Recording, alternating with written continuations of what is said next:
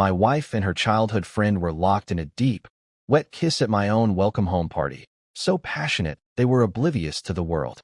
When I confronted them, my voice shaking with rage, the man, Julian, had the audacity to say, "Leo, my friend, Serena told me you were impotent. I've studied psychology for years, specializing in stimulation therapy. I guarantee I can cure you." I shoved him away, but my wife, Serena, flew into a rage. She shielded him behind her, her eyes blazing at me. "Leo-chun, Julian is a master of psychology. We're doing this for your own good. Don't be so ungrateful." I could feel the pity and mockery in the eyes of every guest. Slowly, I calmed the inferno in my chest, turned my back on them, and called my lawyer. "Draw up a divorce agreement for me." When I hung up, Serena and her so-called friend, Julian Shun, were kissing again. The whispers started immediately. I heard Serena and her husband have been married for 3 years without a child. I thought they were just career-focused, but it turns out he's impotent. No wonder he's always away on business trips. He probably can't perform and is deliberately avoiding her. That must be it. If I were Serena, I would have divorced him long ago. What's the point of a husband like that? The words were 1,000 tiny needles in my heart. In our first year of marriage, Serena and I were on a business trip. As we walked past a flatbed truck loaded with steel, it suddenly jackknifed. A cascade of rebar spilled towards us. In that split second, I shoved Serena out of the way. I wasn't fast enough. A sharp piece of metal pierced my lower abdomen. I survived, but the injury left me with a lasting problem. Serena had comforted me then, telling me she loved me for who I was, for my character. She said my presence was all the security she needed and begged me not to worry. But now, at a party meant to celebrate my return, she had brought this man, her childhood friend, to publicly flaunt my deepest wound, passing him off as some kind of psychological genius. Finally, the two of them broke apart, a string of saliva connecting them for a moment. A blush colored Serena's cheeks as she addressed me. "Leo, Julian told me about a psychological treatment called stimulation therapy. It can have a profound effect on a person's nervous system. Since Julian and I grew up together, he's the perfect person to assist me." Julian licked his lips, his gaze lingering on Serena's body with a predatory hunger. He turned to me with a smug smile. "Buddy, Serena told me about your condition. You can't expect her to live a celibate life just because you're married. I've been studying advanced applications of stimulation therapy, and this is the perfect opportunity to test it out. Don't worry," he added, his eyes glinting with provocation. "This is purely for therapeutic purposes. No need to get jealous." I let out a cold, sharp laugh. "If you're so worried about her being lonely, then by all means, you can satisfy her. I assure you, I won't mind in the slightest." Serena's face contorted with fury. "Leo, what nonsense are you spouting? It's a fact that you're impotent. Julian is an incredibly busy man, and he took time out of his schedule to help you. How can you be so ungrateful?" I stared at her, my voice low and dangerous. "Serena, you know this is my deepest scar, and you'd do well to remember how I got it." Her gaze faltered for a second, but she quickly regained her righteous indignation. "Of course I know you don't want people to know, Leo, but this is part of the therapy. Do you want to be like this for the rest of your life?" "Even if you do," she spat. "I don't." Julian stepped forward and clapped a hand on my shoulder, his voice a low, mocking whisper. "A man needs his dignity, buddy. Let me help you out, so people don't look down on you." I slapped his hand away with force. "Who the hell do you think you are? Don't touch me." He clutched his hand, whimpering as he hid behind Serena. "Serena, I was just trying to help him see reason, and he hit me." Serena immediately rushed to his side, gently blowing on his hand, her lips nearly touching his skin in an intimate gesture. She turned on me, her voice filled with venom. "That's enough, Leo. Julian is trying to help you, and not only do you refuse to thank him, you assault him. Is impotent rage all you have left?" A smirk played on Julian's lips before he sighed dramatically. "Serena, I may have a way to cure your husband, but with this attitude, the therapy can't continue. Perhaps I shouldn't have come today. I should probably leave before he hits me again." He made a show of turning to leave, but Serena grabbed his arm. "Julian, you did nothing wrong today. He is the one at fault. If he doesn't apologize to you right now," she declared, her voice ringing with authority, "he can forget about his position as vice president." I had to laugh. It was a bitter, hollow sound. When Serena started her company, I was there, helping her lay the foundation. But building a business from scratch is never easy. It was I who had swallowed my Pride and agreed to my father's terms, that I would one day take over the family business. Only then did he agree to divert resources to her fledgling company. He had his people negotiate a deal, making Serena's company a subsidiary of my father's corporation, Apex Holdings. The vast majority of the shares were, and still are, held by Apex. It was on this foundation that her company had grown so rapidly in just 3 years. And this weekend, tomorrow, in fact, was supposed to be the day of my official succession ceremony. Originally, out of respect for Serena's strong woman image, I had planned to cancel the public ceremony. I was afraid that if she knew I was the one secretly propping her up, it would wound her pride. I figured I would tell her when the time was right. Now, I saw there was no need for such consideration. Seeing my lack of reaction, Serena's anger grew. Leo, when you're not here, I'm under immense pressure. Julian has been my rock, guiding me through it all. He has helped me so much. If you don't give him a proper apology today, I will stand by my word. Her words reminded me of a phone call from the beginning of my trip. I had just arrived at the client's location and called to let her know I was safe. I heard a man's voice. In the background, she claimed she was at a shopping mall. Before she hung up, I heard the man's voice again, closer this time, and a final, sickeningly sweet, "Bye, baby."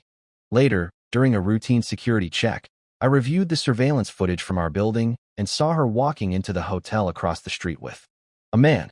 That man was Julian. I had no direct proof, so I only warned her. If you cheat, we're getting a divorce. She had told me not to be so paranoid. Now I knew. They had been together for a long time. Faced with her threat, I smiled, and then my expression turned to ice. I already told you. If you're lonely, let him keep you company. And you don't have to dress up your betrayal in such noble-sounding excuses. I tore the vice president ID badge from my shirt and threw it at her feet. I'll leave the company, but everything you have, I helped you get. And when I go, I'm taking it all with me. Before Serena could speak, Julian chimed in with a sneer. Take what with you? Don't be ridiculous. You may be her husband, but you need to know your place. It's Serena's talent that keeps this company running. It has nothing to do with you. Oh, it has everything to do with me, I said with a mirthless smile. Just you wait and see. I turned and walked out, leaving a room full of stunned faces behind me. In the past, I had always been patient, forgiving. My sudden resolve clearly rattled her. As I reached the exit, I heard her shout, Leo, everything I'm doing is for you. Why can't you understand? She started to follow, but Julian held her back. Serena, you're the CEO. You can't leave. Besides, it's my birthday today. Since he's being so ungrateful, why don't we turn this into my birthday party? After a moment's hesitation, Serena nodded. Okay, I'll have someone get a cake. I heard her words just before I got into my car. My heart, already fractured, turned to a block of ice. When I arrived home, my father's assistant, Mr. Kingsley, was waiting for me. Young master, your succession ceremony is tomorrow. The chairman asked me to confirm if you still wish to proceed quietly. Go ahead with my father's original plan, I said, my voice flat. But change the location. I want it held at the subsidiary office. Mr. Kingsley looked surprised, but asked no questions. As he turned to leave, I stopped him. Sir, have a drink with me. We ended up at a roadside barbecue stall, drinking late into the night. Serena never called. Julian, however, updated his social media. A picture of him and Serena, wearing a birthday hat, their hands forming a heart shape for the camera. The other guests were cheering them on. At 10 o'clock, Serena finally sent a message. Where are you? I didn't reply. I just turned off my phone. Young master, Mr. Kingsley said gently. The chairman has come to accept your relationship with her. Are you sure? Tell my father to bring the subsidiary share transfer agreement to the ceremony tomorrow. And prepare a divorce agreement for me. I want her to leave with nothing. It's time to clean house. I sent Mr. Kingsley away. Not long after, a Porsche pulled up, and Serena stormed out. She snatched the glass from my hand and stared at the empty bottles littered around me. Leo, the doctor said you can't drink. You promised me. Why would you do this? I looked up at her, a sneer on my face. Shouldn't you be with him? You celebrated his birthday. Why not spend the night? Her face flushed with anger. Leo, I know you're upset that I arranged for Julian's help without telling you, but I am a normal woman. If you won't think about yourself, can't you at least think about me? Think about you. I laughed. You've clearly been thinking about yourself for quite some time. Stop being so sensitive. I told you, what Julian and I did was part of your therapy. Why can't you appreciate my efforts? She looked around at the grimy stall. Come on, let's go home. I'll explain everything. She grabbed my arm and tried to pull me to her car. Drunk and unsteady, I tripped and fell hard, scraping my hands on the pavement. Blood welled up from the cuts. Serena rushed to help me, dabbing at the wounds with a handkerchief. Leo, I didn't mean to. I'm just so frustrated with you. She pulled me into an embrace, whispering apologies.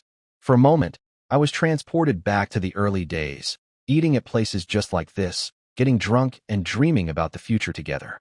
But that was a lifetime ago. Back home, she made me a hangover soup, her voice soft and gentle. Darling, everything I do is for you. Please don't be angry anymore. I'm going to take a shower. We haven't been together in so long. Let's see if the therapy worked. She disappeared into the bathroom.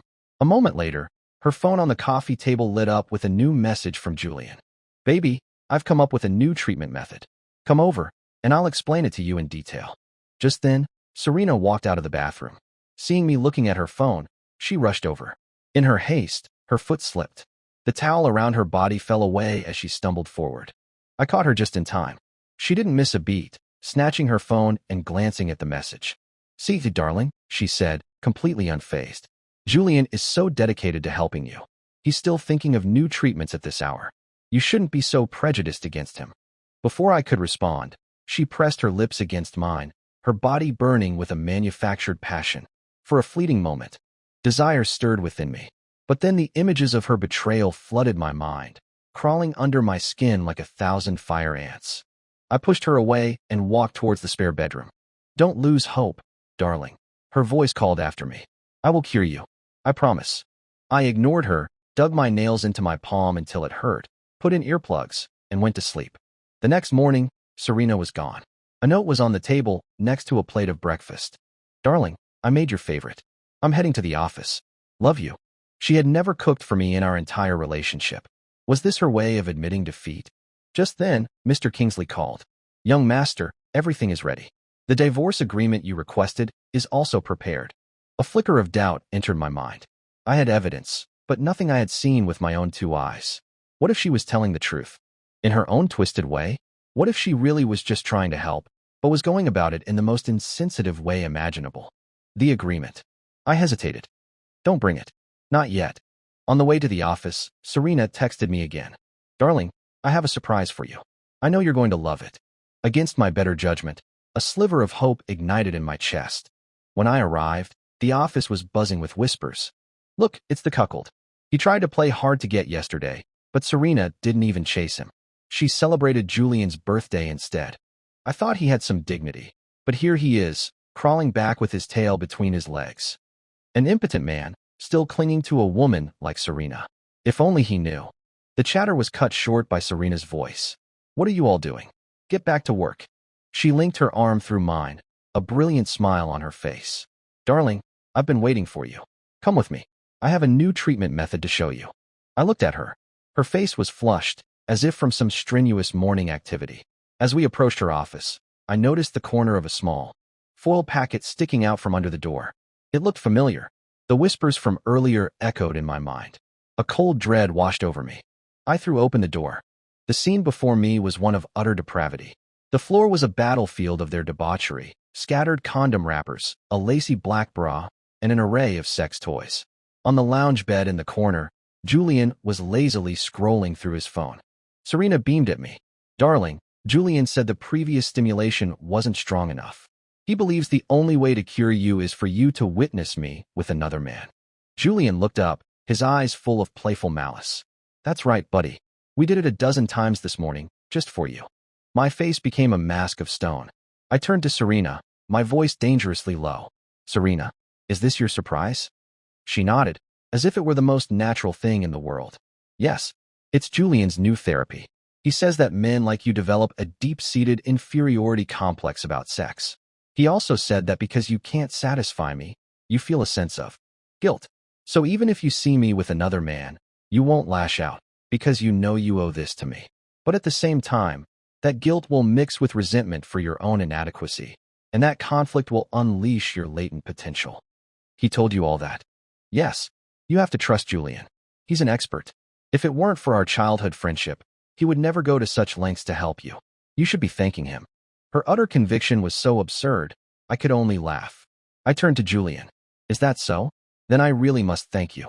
Don't mention it, buddy, he said with a grin. Serena and I go way back. Anything for her happiness. In the next instant, I grabbed the lounge bed he was sitting on and flipped it over. I pointed to the used condoms on the floor. Serena, do you take me for a fool? I warned. Legally, you are still my wife. You and this dog are shamelessly fornicating in the company office, and you have the nerve to call it therapy? You think I'm that easy to deceive? I will make you both pay for this. Serena's smile vanished. Leo, is there something wrong with your head as well as your other parts? I went to all this trouble for you, and this is how you react? If you weren't my husband, the man who helped me build this company, do you think I would bother? With my status, I could have any man I want. The fact that I'm still trying to cure you means I still want to be with you. And then I understood. She hadn't divorced me to be with Julian because she was afraid of losing the business connections and clients that I had brought to the company. Before my return, she had asked for a complete list of company clients and their contact information. Now, she thought she had everything she needed. She no longer had any use for me. Julian chuckled. She's right, buddy. If it weren't for all the business you brought in, I wouldn't waste my time on a lost cause like you. You should be grateful she's still willing to keep you around. By now, a crowd of employees had gathered at the door. Hearing the exchange, they began to chime in. Mr. Shun is right. Leo is so ungrateful. Serena is willing to overlook his impotence and keep him in the company. What more could he ask for? Yeah, he's living off her money. He has no right to deny her happiness. It's selfish. He's so arrogant, always bossing us around. I'm with Serena and Mr. Shun. It's time someone put him in his place. Compared to Mr. Shun, he's nothing. Mr. Shun gave us all free psychology sessions. My work stress has decreased so much. It was laughable. They were captivated by his novelty. They had no idea he was a fraud. Then, someone had an idea. Serena, since you and Mr. Shun are so close, why don't you hire him? He could be our official corporate psychological consultant. Serena's eyes lit up. Julian, what do you think? Julian feigned contemplation. I know a master like you is in high demand, Serena added quickly. If you agree, I'll give you 10% of the company's shares. All right, Julian said with a sigh, as if he were making a great sacrifice. For you, Serena, I'll do it. The employees erupted in cheers. Wow, this company is a subsidiary of Apex Holdings. Serena only owns 20% of the shares, and she's giving half of that to Mr. Shun. She's doing this for us. She's the best. And this Leo is complaining because she slept with another man to cure him? What an idiot. Serena turned to me, her smile gone. Leo, having Julian here will be good for you too. He can provide you with daily therapy sessions. I'm sure with his help, you'll be cured one day. Don't take what they said to heart. But you really were out of line. Her words were just noise to me now.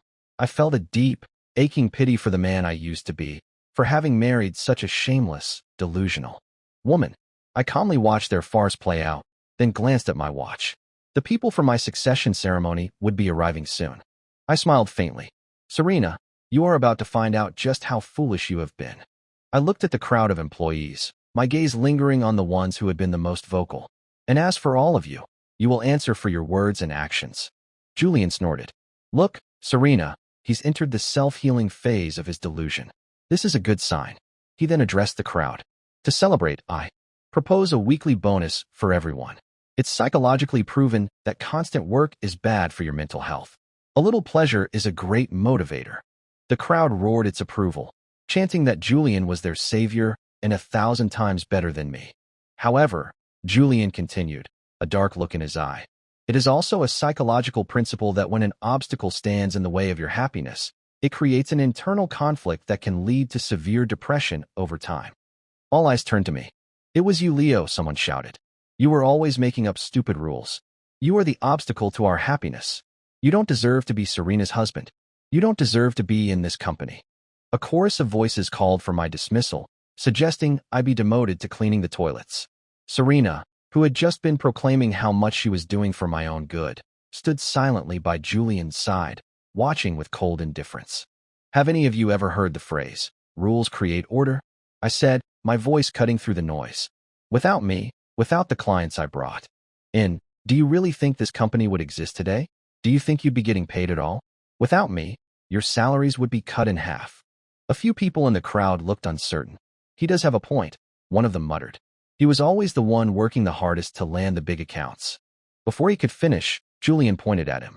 See? Another obstacle to happiness. The company belongs to Serena. The clients are hers. Leo was just a glorified salesman. Anyone who doesn't support Serena will not receive the weekly bonus. The room fell silent. Then, a group of the laziest employees, the ones who had always resented me, stepped forward.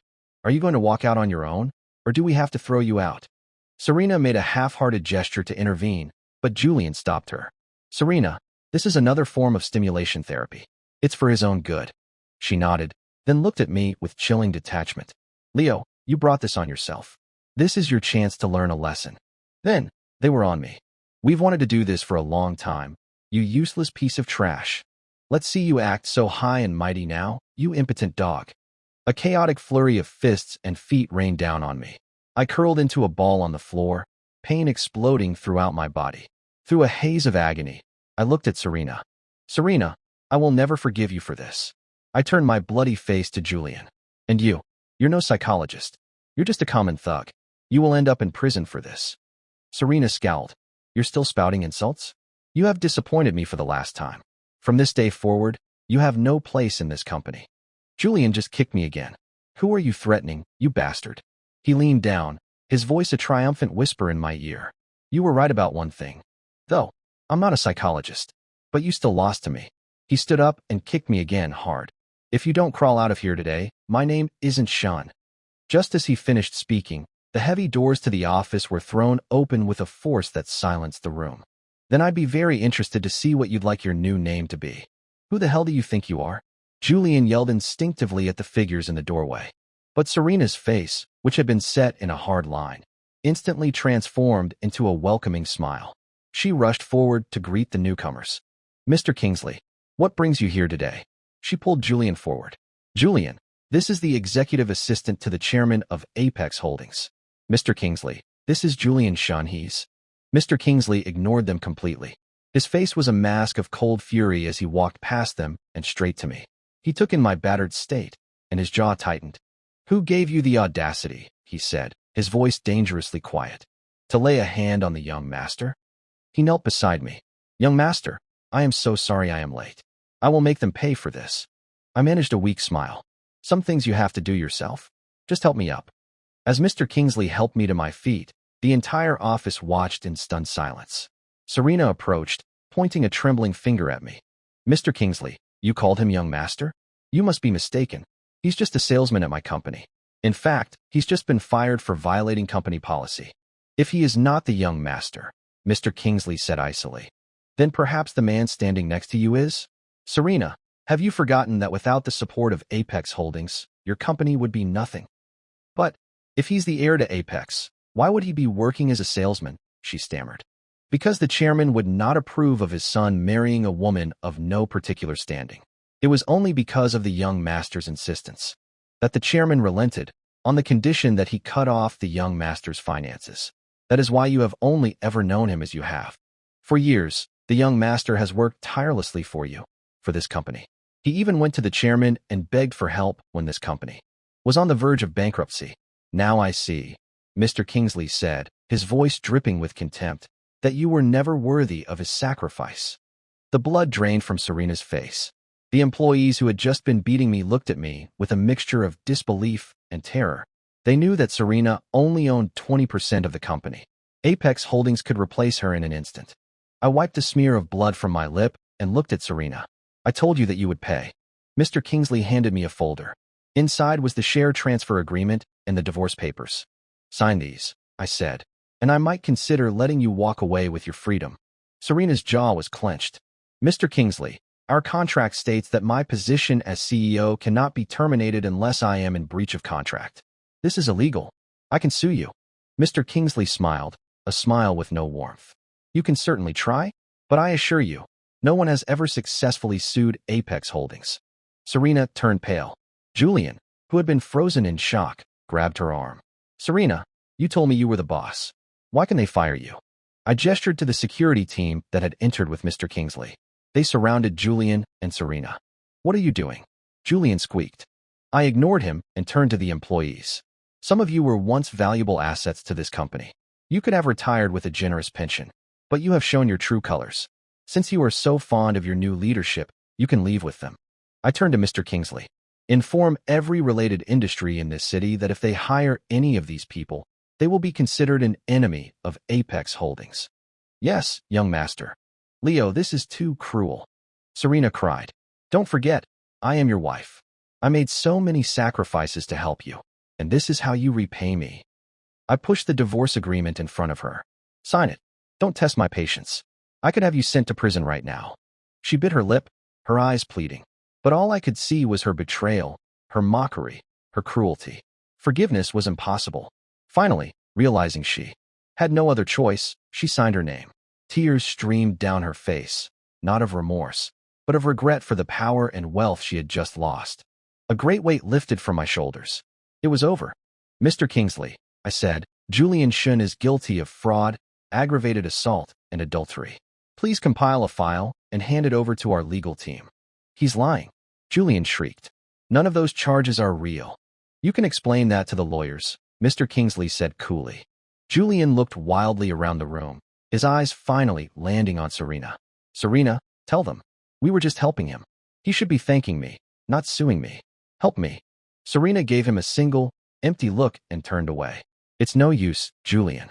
This is Apex Holdings, and Leo is the heir. At the mention of Apex, all the fight went out of Julian. He slumped in defeat. But then, a vicious light entered his eyes.